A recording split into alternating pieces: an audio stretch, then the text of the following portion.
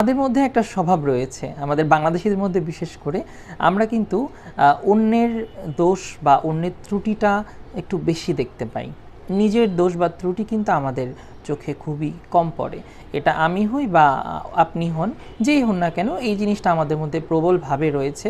আমার মধ্যেও যে একদম নেই সেটা আমি কখনোই বলবো না, কিন্তু এই জিনিসটা থেকে আমাদের উত্তরিত হওয়া দরকার, এই জিনিসটার উত্তরণ ঘটানো দরকার। কারণ একটা মানুষের কোনো বিচ্যুতি বা একটা মানুষের কোনো দুর্বলতা থাকতেই পারে।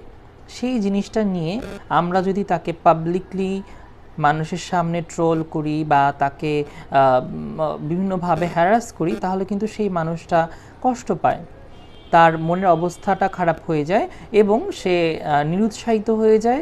পরবর্তীতে তার কাজে কিন্তু এটার প্রভাব ফেলে। হ্যাঁ, তো সাম্প্রতিক একটা ঘটনা আমরা সবাই দেখেছি, অনেকেই এ ব্যাপারে কথা বলেছেন।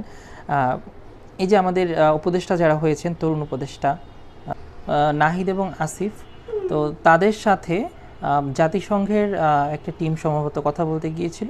তো স্বভাবতই তারা ইংরেজিতে কথা বলবে, তো নাহিদ এবং আসিফ ইংরেজিতে বলতে পারেনি তাদের সাথে কথা।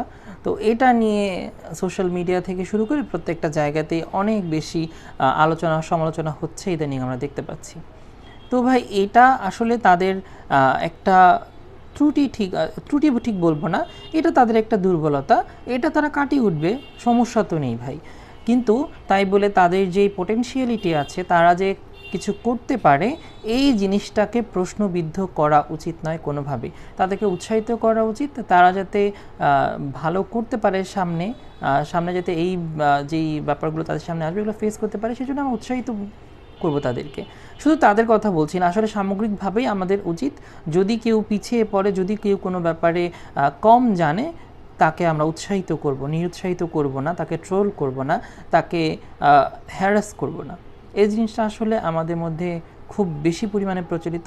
আমার মনে হয় এই জায়গাটা আমাদের প্রত্যেকেরই দেখা উচিত।